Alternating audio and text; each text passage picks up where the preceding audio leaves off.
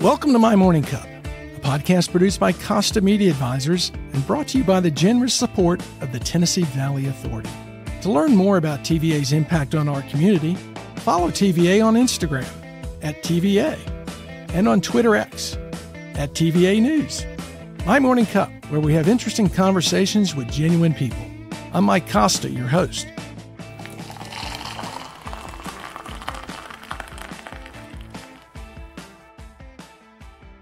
My guest this week is Susan Vandergriff. After a career in the corporate banking world, Susan left for something different, the nonprofit world. Along the way, she discovered birds. Actually, the calming effect of songbirds. Susan, welcome to My Morning Cup. Before this conversation takes flight, let me ask, what's in your morning cup? Well, actually, my morning cup is straight black coffee. That's all I drink. But I also only drink bird-friendly coffee. Oh, you got to explain that. I thought you might need some explanation for that. Bird-friendly coffee. Certified bird-friendly coffee. So most coffee. There's certified bird-friendly coffee? It's actually certified by the Smithsonian. So most coffee is grown out in the sun on coffee plantations that have been clear cut of trees. But bird-friendly coffee is actually shade grown under a native canopy of trees. So it actually, and it's so important for migratory songbirds, like our beautiful, like right now in Chattanooga, rose-breasted grosbeaks and indigo buntings are here, which are beautiful migratory birds that come from Central and South America, where a lot of coffee plantations are. And if we start cutting all the trees to grow coffee, those beautiful migratory songbirds don't have a place to winter. So we actually at Happy Birdwatcher, we promote bird-friendly coffee, and because there's nothing better than drinking coffee and watching your birds, but making sure that it's coffee that doesn't harm your songbirds. So how did you find out about bird-friendly coffee? I mean, did you go online and look for it? Yeah. So when you really get into birds and you become kind of a bird nerd, and you're, all sorts of things start popping up in your social media and your news feed. And I can't remember how I initially stumbled across it, but once I did, and again, it was so fascinating and interesting to me, I immediately gave it a try because I love coffee and discovered it, and I've been hooked ever since. Is there a taste difference? I think just like most coffee, there's different slight, there's different blends. But I mean, it is organic. This particular coffee that we sell, it's Migration Celebration from Dean's Beans, and it's actually picked on a farm where it's only women workers. So it's organic. It's, promotes women. It's good for birds. It checks all the boxes I was going to say for things that are really important to me. Yeah. So. And that's good. All right, so caffeine, non-caffeine. Oh, caffeine. Yeah? Absolutely. But black. Black. Well, I admire that. Multiple cups. I admire that. And I want to get into talking about bird watching and songbirds, but I want to talk first about your career, but I do have one comment on the migratory. Mm-hmm. I don't think a lot of people in Chattanooga realize what a migratory highway we have here. I do some work with reflection riding, mm-hmm. and it's been described as a migratory superhighway. So we're seeing birds fly from South America. Oh, absolutely. Well, like I said, right now, this time of year in May, for about 3 to 4 weeks, we have these beautiful, they're one of my favorite birds. It's called a rose-breasted grosbeak. And they have black and white tails and this red triangle on their chest. The males have. They are gorgeous. And yeah, they come all the way from Central America. They're on their way north to breeding grounds, and they stop over here around Mother's Day for 3 to 4 weeks every year. And a lot of people don't realize that. I mean, it's just like hummingbirds, for example. Hummingbirds are now in our area. And did you know that a hummingbird will fly across the Gulf of Mexico in one night, in a single flight? They fly all the way across the Gulf of Mexico. How fast are they flying? I mean, I'd have to they gotta look be it going up. But pretty. yeah. It kind of goes to the old Henny Youngman joke. I just flew in last night, and boy, my arms are tired. Exactly. A hummingbird can say that. Yeah, absolutely. Well, let's talk a little bit about yourself first. You grew up around here. You grew up in Dunlap. I did. Yeah. Born and raised over in the Sequatchie Valley. So growing up in Dunlap, it's a little more rural and isolated than Chattanooga. Was outdoors and nature something that always interested you, or were you like a lot of teenagers who grew up like that, just want to get out of there? I didn't really just want to get out, but I definitely, so my parents, we raised beef cattle. So I grew up kind of like, it wasn't their full-time job, but it was, we always had cattle and had a farm. And actually my house that I still live in today is on a little piece of property, kind of what's left of what was a much bigger tract of farmland that belonged to my grandparents and even great-grandparents. And of course it gets divided up over time. But so you've got some generational connection to Dunlap. Oh, absolutely. Both sides of my family for multiple generations. Wow, that's neat. Yeah. So grew up raising cattle I think you told me your dad worked for TVA. Yeah, my dad worked for TVA. My mom had just various office jobs. My maternal grandparents were really instrumental in my life and really played an important part and, took me to church every Sunday and were just always there for me. And my grandfather, before I was born, he was actually mayor of Dunlap for a term, and he was a county commissioner. So, I grew up kind of like tagging along to county commission meetings and really active in our church. And so I was very kind of like involved, or saw my family members being involved in sort of the betterment of the community. So growing up, what is it you wanted to be when you were a kid, a teenager? You're growing up, in really idyllic situation. Yeah, you take it for granted, though, because I don't think you realize how idyllic it was. And like literally when I was growing up and, in the late 70s and 80s as a child in Dunlap, we seriously had one red light. There was a song about Dunlap, Tennessee with like one red light in the middle of town. And that's what it was. And it was very, everyone knew everyone. There wasn't diversity, though. Everyone was the same. And which was kind of when you start broadening your horizons as an adult, you look back and like, wow, that was quite a sheltered, didn't get exposed to a lot of things that maybe I wish I would have. But it was a very beautiful area to grow up. But going back to nature, it was just I didn't really see myself as like, I wasn't aware of birds. I wasn't really into, it was just kind of around you. And I think you take it for granted without really noticing, like the beauty that's around you. Yeah. Until you're removed from it. Yes. Yeah. So as a kid though, you had to have some kind of like, I want to do this, I want to do that, or did you? I think I wanted to be a teacher. Yeah. I had a lot of great aunts that were teachers. Entrepreneurship never crossed my mind. And again, I had parents that had very traditional jobs, and I don't think I really knew all of my career options or kind of what my choices might be. And then I went to college, and for a while I majored in pre-pharmacy, and then I switched and I went to nursing, and then I kind of went back to secondary education, and I had multiple majors before I finally landed on anthropology. And that was kind of a long story how I got to there. But going to UTC, I started right out of high school, dropped out of college, had a big break, and then went back to school as an adult when I had a young son at home, and didn't finish UTC until I was 30 when I got my bachelor's degree. Well, that's a challenge to go back when you've got other responsibilities, and your focus changes tremendously, doesn't it? It does, but I think I loved being an adult student because I appreciated that education so much more. But I went back. I was like 25 when I went back, and I had a 1-year-old and a husband, and I was working part-time in banking and going to night classes and raising my son. And I do think I got so much more out of it the second time. Appreciated it more. Oh, yes. Saw the value of Very much so. You brought up something a little earlier that I wanted to touch on.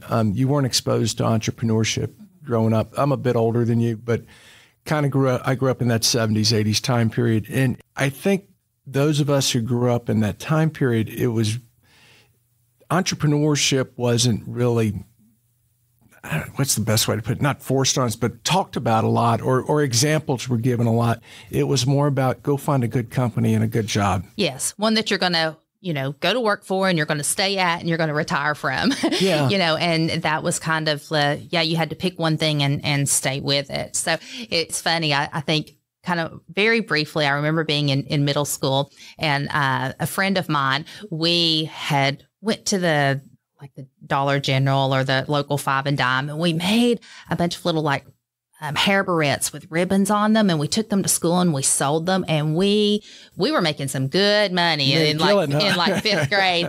And I remember that the teachers caught wind of it, and we got called to the principal's office, and we were told you have to stop. You can't do this at school. Yeah. And that was my one and only kind of shot. And I remember how much I enjoyed that and how much fun we had going and selecting the ribbons and making them and selling them and collecting the money. And I've looked back on that and thought wow, if that had been not squashed, you can't do that, that's against the rules, but encouraged. And I think that would be in today's world where we talk about entrepreneurship and we celebrate, ideas that children have and value them and what they want to do. I do think that I probably would have landed on entrepreneurship a lot sooner in life if it hadn't, I think in the 70s and 80s, for those of us who grew up in that time period, conformity was more important. You had to conform to a certain thing. Again, find the right company, and you move where they told you to move because that's where the job was. And for God's sake, don't take any risk. Right. Exactly. So I think one reason I had to change majors so many times, and then I finally just, pick something so I could graduate because I just want the degree, whatever, and frankly, that's what it becomes when you get out of college. Once you get that degree, that's just the piece of admission to your first job. Right. Because I none of those things that those traditional things like teaching and nursing or pharmacy or whatever, those didn't appeal to me. Mm-hmm. And then I felt when I didn't have something to land on that I felt like my other peers, were all picking something and sticking with it. And then that was their future. So when you got your degree from UTC, what did you do next? So I was actually already in banking, and I was working part-time because I had a young child at home, and I got that degree, and I had decided at that point to homeschool. And the bank, I had an awesome schedule. I loved my job. I had the pay was good, and I had benefits as a part-time person. So that's big. Not much changed for me after I got the degree. I kept working part-time and kept homeschooling my son. And as I continued to do that, and as he got a little older and we started winding into high school and he was going to be graduating soon, I knew I wanted a career change. Yeah. I had been in banking all total 17 years. And I was kind of okay, I've done that part of my life, and it's time to do something different. So I really felt a call to go into nonprofit work, and decided to go back and get my master's degrees because I needed education or something, because I had applied for a few nonprofit jobs, but just someone with all these years of banking wasn't really appealing. Wasn't grabbing their attention. It wasn't grabbing their attention. And all this time you're in Dunlap. I'm in Dunlap. And when you went back to get your master's degree, you went to Liberty University. Was that remotely? Yeah, that was online. So again, and chose that because I needed something where I could work and still homeschool my kids and get my degree. What'd you get your master's in? Yeah, my master's is actually in human services counseling. Was that to address the nonprofit aspect of it? Yeah. It was counseling really interested me. And I really thought that I would, after I got the degree, I would go into nonprofit work and do case management. That was the overall goal. I do want to step back a little bit to some of your first jobs. That's something I saw that just kind of jumped out at me. One of your first jobs was sewing boxer shorts. It was. So between high school and college, I needed a part-time job, and over in Pikeville, over in the valley, not far from home, Robinson's Manufacturing needed a second shift part-time, sewing machine operators. And I went, and they give you a little test, dexterity to make sure you can sew it on a machine. And I was put to work sewing 2 seats together of boxer shorts. And I did not last the whole summer. I don't Shocking. remember. I don't remember how long I lasted, just a few weeks. I was not a good seamstress, and I got in trouble, and they would rip the seams out and make me do it over. And I had so many rejects. That's hard work. It was hard work, and I was miserable. And it was only like a 4-hour shift, but it's sitting in one place for 4 hours, and you're just grabbing, a piece of material in your right hand and a piece in your left and running it through a machine. And for me, I hated it. I was awful at it. So I had to give that up quickly. Was that a motivator to go on and get your degree? Oh, absolutely. It was an eye opener, very much so. Couldn't see yourself doing that the rest of your life. Oh, absolutely not. And working in an environment like, you had to ask permission to leave your station, to go to the bathroom. Oh, and when you ate, it was a very, it was not an environment that I could ever see myself in. And I appreciate those. I had a grandmother that worked in the zipper factory in Dunlap I think she retired twice from there. She loved it so much and she went back. So I have tremendous respect for factory workers, but I just knew that it was not a good fit. Yeah. But it was a motivator for you to go on and pursue the other things. Sure. And to jump back ahead to where we were, so you get your degree in counseling from Liberty, and you decide to get out of the corporate world. And who's the nonprofit that you... Yeah. So I was looking for a job, and I saw an advertisement for a part-time office manager for A Step Ahead Chattanooga. And the mission of A Step Ahead, which was to provide free birth control for women so they could plan their pregnancies and plan their futures. That mission of that organization I just loved it. And I thought, wow, that's really awesome. And it's a young nonprofit. It had only been around about a year. And I did not want to really be an office manager, but I loved the mission so much that I applied for the job, and that's where I started. And I was there for nearly 7 years. And when I left, I was the executive director. What surprised you about going from the corporate world to the nonprofit world that you didn't expect? I don't know if I really had any surprises. I had worked for SunTrust Bank, here Chattanooga based. And then of course I went to a nonprofit that was also Chattanooga based. And, Chattanooga really is a small town, everybody kind of knows everybody. And so many of my customers would overlap with now our donors. And there was various different circles. I really didn't have any surprises, but I did really love the nonprofit world in Chattanooga. I felt especially, and maybe it's just I had really good mentors and a great organization behind me, but it was very empowering. I didn't feel, I never felt less than, like being a woman or being in charge, or I really always felt respected. And I say that because since I've left nonprofit and I've went into, back into running my own business, especially in Dunlap, which is a smaller town, I have this issue that it's popped up several times where, my husband and I will be together, like we were looking at office space, and because we moved the business out of my home into a warehouse space over in Dunlap, and we're looking at space together because he's just a great supporter of my business, and everyone directly goes to him, and, they shake his hand and they want to talk to him. And, and then I was like looking at the kitchen facilities one time at this warehouse space, and the person showing us, made like a remark about like, oh, the women have to look at the kitchen. And my husband, who is amazing, and he has to do this more than once. And his is like, oh no, she's the boss. It's her business. You need to direct your questions to her. And I had it just last week. I had a vendor who was coming to look at something at the business, and I had walked out and was having a conversation, and my husband walks out and they stop what they're doing and they shake his hand and address him with the questions. And it's been really hard for me because I had such a great, empowering experience as a nonprofit leader in Chattanooga as a woman.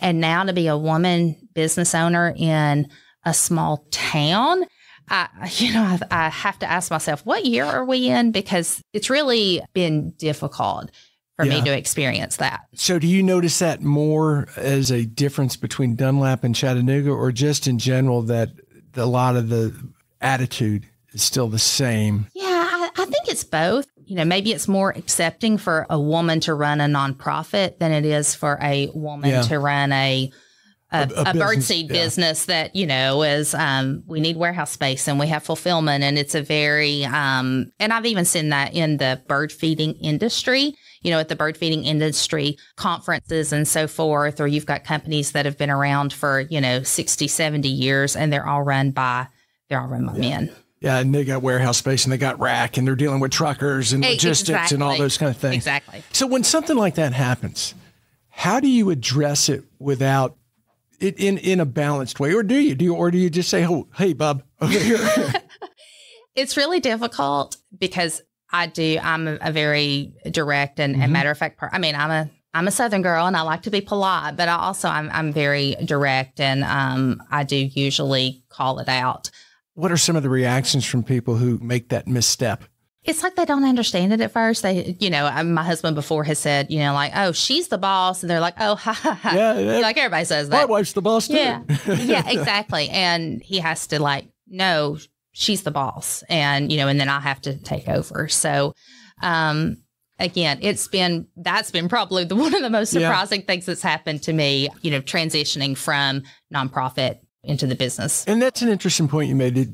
There's levels of acceptance in people's minds of, well, it makes sense for a young woman to be in charge of a nonprofit, but not of a business. Right. And a nonprofit's nothing more than a business. It's a business function or it's a type of business. Yes. Yeah. Yes. We need to compensate our nonprofit leaders like we do businesses, which is a challenge in and of itself. For another day. That is to help change that perception. So you're in the nonprofit world, and there's stresses because you're running an organization, and you're sitting on your porch in Dunlap. Tell me about 5, 4, 3, 2, 1. Yeah. So in 2019, actually I was in leadership and nonprofit at the time, but personally, I was going through a really difficult season. My husband and I, between the two of us, second marriage for both of us, between the two of us, we have 6 children. Oh, wow. And now 1 grandchild that we're... Kind of Brady Bunch. Yeah. And we have a grandchild that we're raising at home. So I have a baby in the house. So, but in 2019, my oldest son was struggling with drug addiction. And we had just discovered that. And it was really the most difficult thing I've ever had to deal with in my life.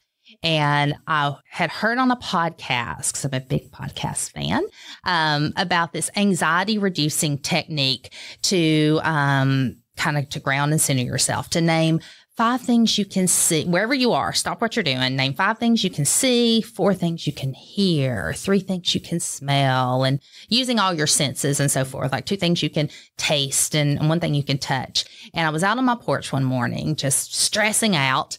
And I'm like, okay, I'm going to do this 5, 4, 3, 2, 1 technique. And I started looking around, and then I got to the things you can hear and like 4 things you can hear. And I heard a bird sing. And I'm like, oh, that's kind of cool. And then I heard what I knew was a different bird sing because it was a different tune. And I'm like, well, I wonder what bird that was. And I immediately pulled out my phone. I forgot all about my exercise. And I thought, I bet there's an app that'll tell me what bird is singing. And sure enough, I found in just a matter of minutes an app that told me it was a white-eyed vireo. And I'm like, what in the world is that? I didn't even know if I was pronouncing it correctly. I'm like, I've never heard of this bird before.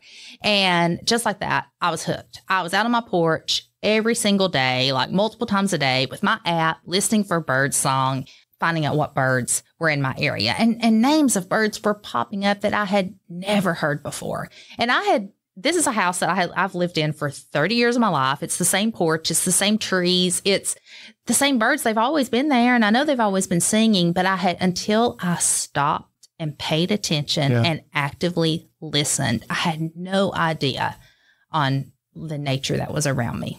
Does the BirdNet app work like Shazam? You hold it up and it hears the bird and it says, oh, that's a red-breasted. Yeah. So originally it was, the app was called BirdNet. And since then, it's upgraded because that was back in 2019. It's the Merlin bird app. It's by the Cornell Lab of Ornithology, and it will identify birds by song. You just hit identify with a little microphone, and it listens. And as soon as it hears the bird sing, it'll pop up and tell you what that bird is. That's very cool. It is really neat. And then it also will identify birds by a picture, or if you just put in a description, like it's a black and white bird that's in a tree and, your location, then it'll give you a list of possible birds that it could be. So it's a fantastic app.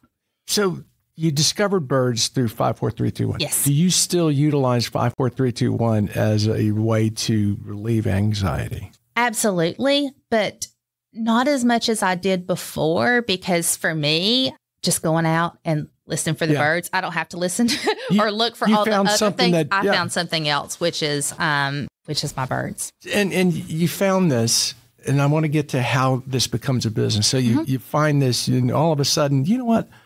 I'm looking for birds. I'm listening for birds. How's all this kind of snowball into what you're doing now? Yeah. So before then, I had never owned a bird feeder, and my daughter bought me a bird feeder for Christmas, and I hung the bird feeder out, and I go to the store just like, I'm going to pick up some seed. And I was immediately overwhelmed by the bird seed aisle. I had no idea what kind of seed to buy. It was kind of like I call it kind of like the Mexican restaurant experience. When you go to a Mexican restaurant and you open up the menu and it's like, there's so many choices and you have no idea what to pick. It's so overwhelming. I love Mexican food, but I hate Mexican restaurants. And I had no idea what to buy. So I ended up just like finally, after I don't know how long I stood there, I got a bag of bird seed and I brought it home and I filled my feeder and nothing really happened. I mean, like a few birds here and there, but then I noticed and there was weeds growing up underneath my feeder. I literally had corn stalks growing up underneath my feeder. So I'm like, this isn't working. And I went online and I'm like, another thing that really confused me standing in front of that wall of bird seed was all the plastic packaging. At that time, I had read, because in all my nerdy bird research, I had read about how 1 million birds die every year from plastic pollution. So if I'm a nature lover and I'm a bird lover and I'm a wild bird feeding hobbyist, why am I purchasing something in plastic when I should be concentrating on reducing my plastic intake, because overall to support the environment and to support birds. So I went online and I started Googling for, bird seed for Southeast Tennessee, because I wanted something for my area, because I had learned in my research that, the birds that we have here are different from the birds in California, and they eat different seeds. And I wanted something that was eco-friendly, and I really like doing business with certified B corporations, with registered benefit corporations that have a giving back component, or at least an eco-friendly, focus. Kind of like Tom Shoes? Exactly, Yeah. exactly. And I could not find that birdseed company. So, I'm talking about my frustration. So I end up just through my research, finding out what birds were in our area. And I created a spreadsheet and what they like to eat. And then I'm like, okay, well, if I have a mix of these certain seeds, I bet the birds will come to my feeder. So I went out and I bought those single ingredient seeds, mixed them together and filled my bird feeder, and the bird activity exploded. I was seeing, birds that I had never seen before visit my feeder. Did the birds talk to each other and go, hey, there's a new Mexican restaurant? They probably did, because it was fascinating. I remember I had an indigo bunting, which is a brilliant blue, a migratory bird that's here really from April till October. And the first time that I saw that blue bird at my feeder, I was like, my heart was literally racing, because it was just amazing. And talked to my husband. He's a data scientist, and we were talking about, he's like, you know how you pulled to find out what birds were in our area and what they like to eat? You could do that for anywhere in the country. And I'm like, yeah, I could, because I had already had an idea of like, what if I had an eco-friendly birdseed company? And he's like, yeah, what if you had an eco-friendly birdseed company that also used bird sighting data to create the custom blends like you're doing right now?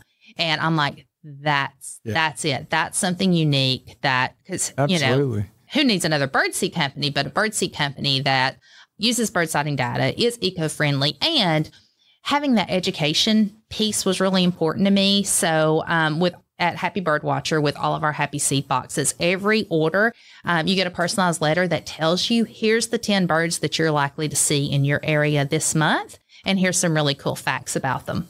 So I grew up in Memphis, Tennessee.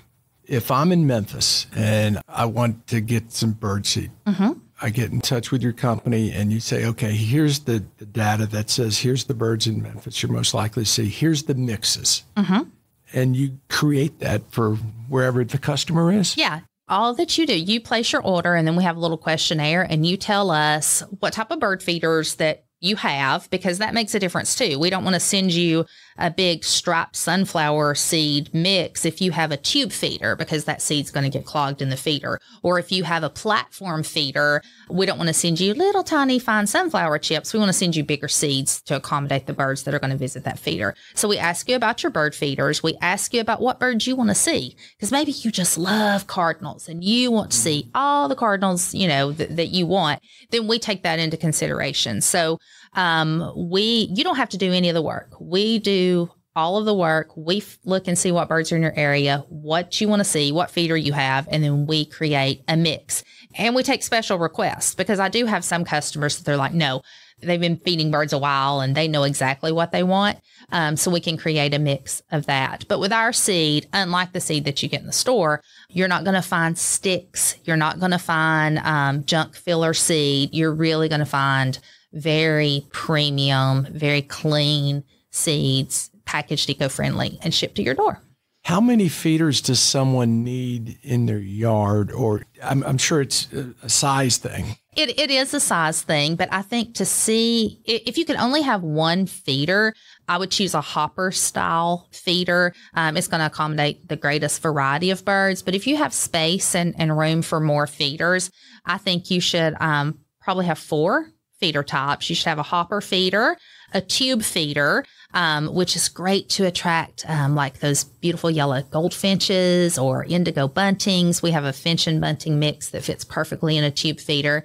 A ground feeder. So many people neglect the ground, and we have like beautiful eastern towhees or white-throated sparrows or white-crowned sparrows. And I love mourning doves. A lot of people don't care for doves too much, but love mourning doves. How can you not love a dove? It's the bird of peace. I know. Some people don't like, some of my customers, they have unique requests sometimes. Don't really like the doves, but I have a ground feeder that accommodates my doves and my sparrows. And then for us, this time of year, you need a nectar feeder for your hummingbirds. Of course, you know, some parts of the country, which we have a lot of West Coast customers, and they have hummingbirds year round.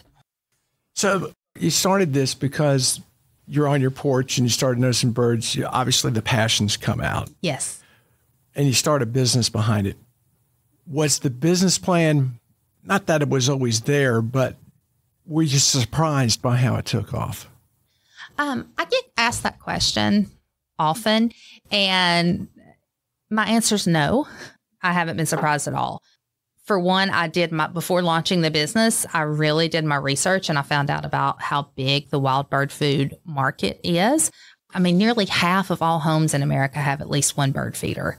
$4 billion a year is spent on wild bird food alone. And that's not including the feeders and all the accessory items. So I knew that the market was huge, and I knew that there was a hole in the market and a need that needed to be met.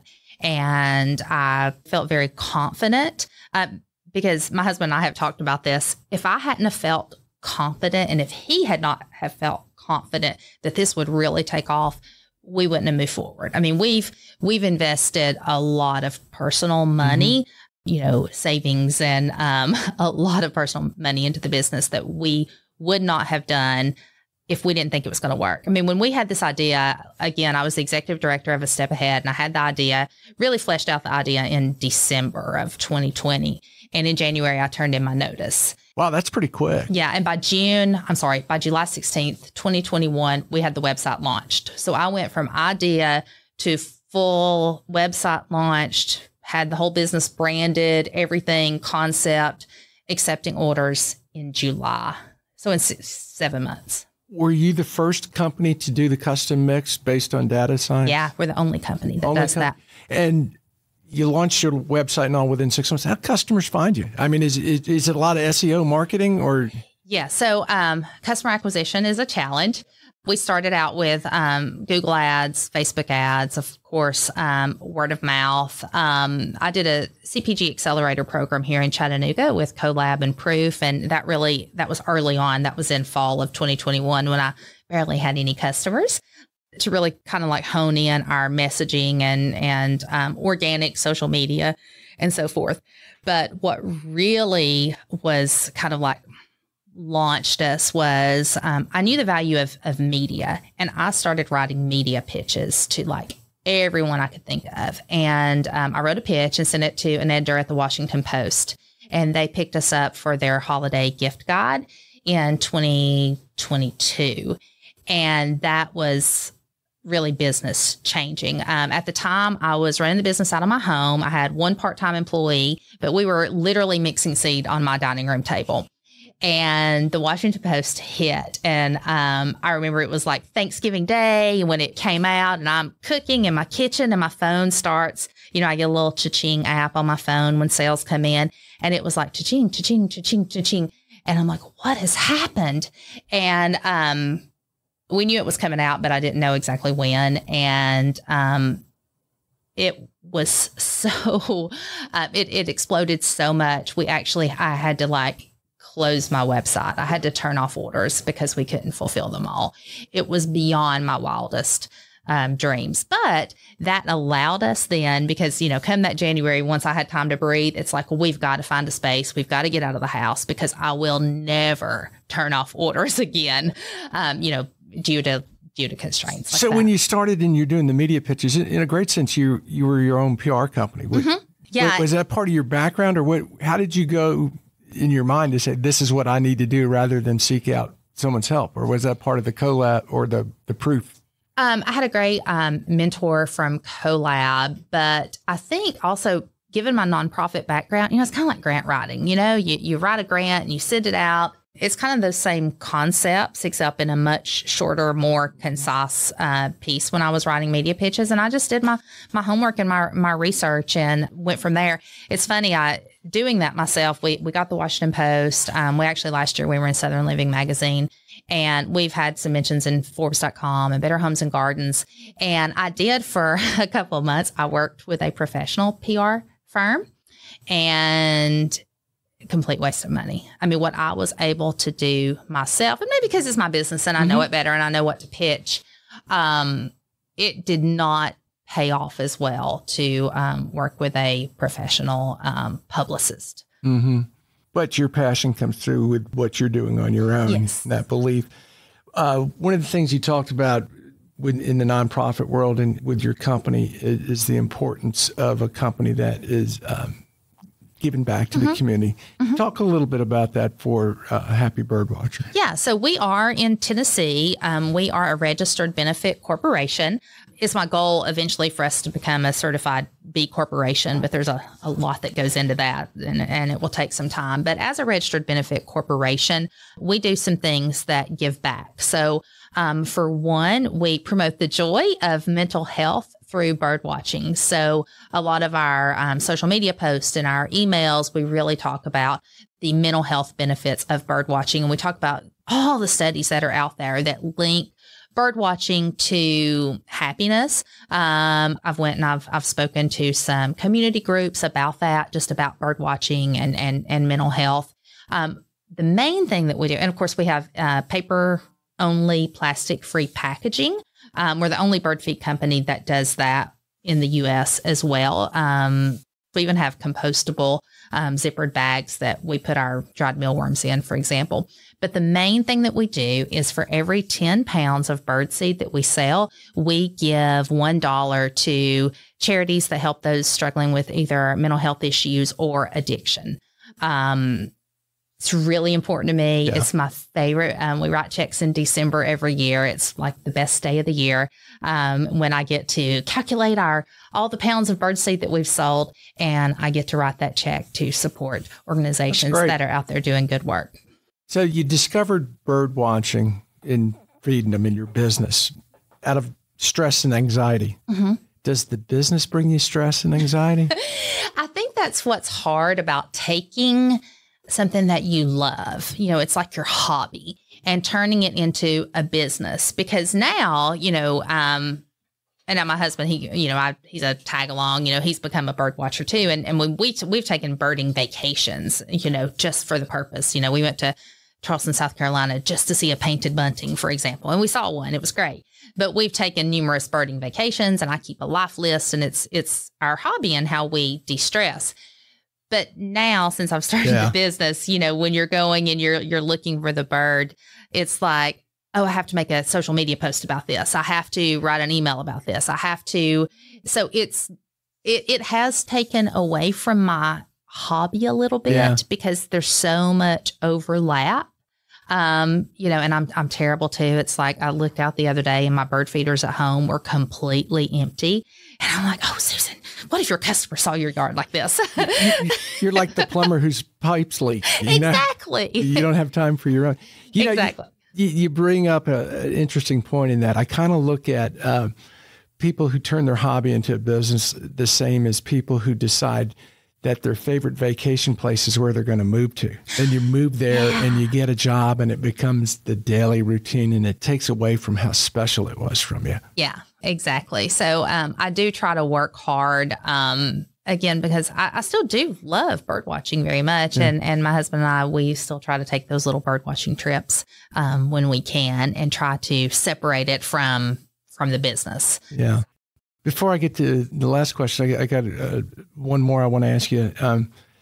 Where do you see this going now? Or do you have it where you want it? Oh, no, it's not where we want it at all. I see, we're in Dunlap. We moved out of the house into a commercial space. Actually, it's a 6,000 square foot warehouse space. So we have... It's a good size. Yeah, we have plenty of room to grow. My goal is to grow this. So again, I have big hopes and big dreams, and I'm, 50 years old, and I need this and want this to be a multi-million-dollar business. And I think we can take it there. And I think that we can employ hundreds of people in Dunlap, Tennessee. How many you got employed now? Right now we have 2. Mm-hmm. And myself. and one That's day, a given. And one day maybe I won't have to work 60 hours a week. But yeah, I really think that we can grow this into something really big and really special that not only creates good jobs for my community, but also creates, kind of life-changing financial security for my family. Well, it's a fascinating business and how you got into it. Before I get to my last question, I do want to remind listeners who makes all of this possible. Thank you to the Tennessee Valley Authority for sponsoring My Morning Cup. You can follow TVA on social media to learn more about its multifaceted mission of service, and visit TVA.com/do-good-here to explore exciting TVA career opportunities. Last question for you. Okay. What would you tell your 25-year-old self is important for a happy life? It's interesting because when I was 25, I was a new mom. And I had an infant at home, and now I'm 50 and I have a grandchild. I have an infant at home. So I feel like full circle, not much has changed. But I do think about that a lot. Like, what can I do differently, or what can I, impart to this grandchild maybe and do differently from my older children. And I think surrounding yourself with people who make you laugh.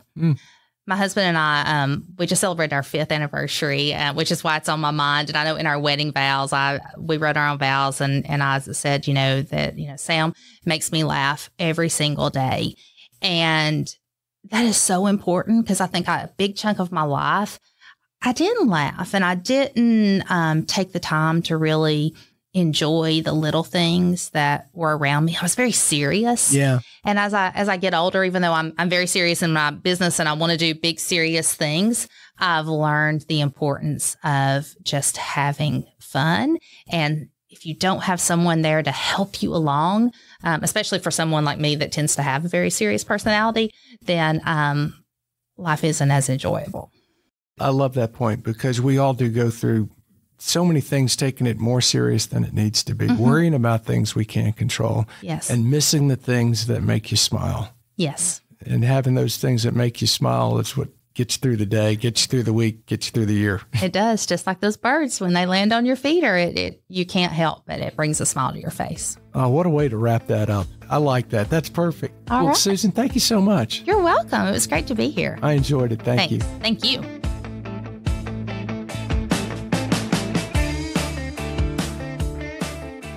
Thanks for listening to My Morning Cup, a podcast by Costa Media Advisors. If you like this episode, please share it with a friend.